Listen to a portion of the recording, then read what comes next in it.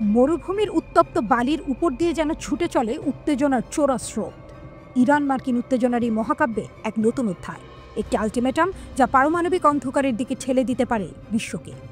Ali Larijani, ইরানের সর্বোচ্চ নেতার সহযোগী, তার কথার খড়গ হেনে বলেছেন, আমেরিকা বা ইসরায়েল যদি পারমাণবিক অজুহাতে ইরানের বুকে বোমা নামায়, তাহলে তেহরানও বাধ্য হবে পারমাণবিক শক্তির দিকে হাঁটতে। তিনি জানিয়েছেন, ইরান এখনও এই পথে যেতে চায় না, যেন এক মরুদ্যানের মরীচিকা যেখানে শান্তির সম্ভাবনা এখনও দুলছে উত্তাপের মধ্যে। ডোনাল্ড ট্রাম্পের হুমকি যেন মরু ঝড়ের গর্জন। মার্কিন প্রেসিডেন্ট স্পষ্ট করে দিয়েছেন, ইরান যদি তার পারমাণবিক কর্মসূচিতে নতি স্বীকার না করে, তবে অভূতপূর্ব সামরিক প্রতিক্রিয়া আসবে। ওয়াশিংটনের অভিযোগ, তেহরান পারমাণবিক অস্ত্রের দিকে এগোচ্ছে গোপনে। ইরানের প্রত্যুত্তর, এসব মিথ্যা। এই টানাপোড়েনে মধ্যপ্রাচ্য এখন এক বিশাল সংঘর্ষের মঞ্চ, যার ফিউজ জ্বলছে ট্রাম্পের হুমকি আর ইরানের প্রতিশোধের প্রতিজ্ঞায়। মার্কিন সেনাবাহিনী ইতিমধ্যে মরু অঞ্চলে জড়ো করছে ভারী অস্ত্র। B-2 বোমারু বিমানের ডানা মেলে ধরবে আকাশে, যেন শিকারী পাখিরা চক্রাকারে ঘুরবে শিকারের প্রতীক্ষায়।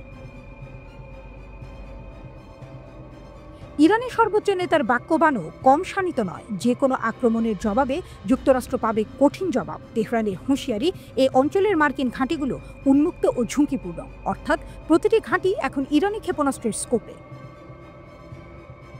ইরানের বিপ্লবী রক্ষী বাহিনীর অ্যারোস্কেপ কমান্ডার আমির আলী হাজিজাদে মধ্যপ্রাচ্যের ঘাঁটিগুলোতে থাকা মার্কিন বাহিনীকে হুমকি দিয়ে বলেছেন, তারা কাচের ঘরে থাকে, সেখানে ঢিল ছোড়া উচিত হবে না। যুক্তরাষ্ট্র এরই মধ্যে কিছু বিমান প্রতিরক্ষা সরঞ্জামও এশিয়ার বিভিন্ন ঘাঁটি থেকে মধ্যপ্রাচ্যে সরিয়ে নিয়েছে বলে দেশটির এক কর্মকর্তা রয়টার্সকে জানিয়েছেন। এই সংঘাতের গভীরে লুকিয়ে আছে পারমাণবিক শক্তির খেলা।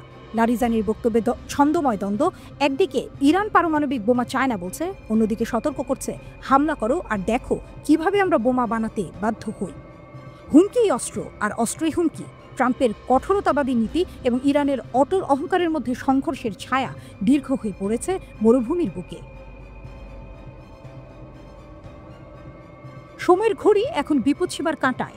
মধ্যপ্রাচ্যের আকাশে ড্রোনের গুনগুনানি, সমুদ্রপথে যুদ্ধজাহাজের সমাবেশ, মরুতে সৈন্যদের পদচিহ্ন, সবই যেন যুদ্ধের প্রাকলেখন।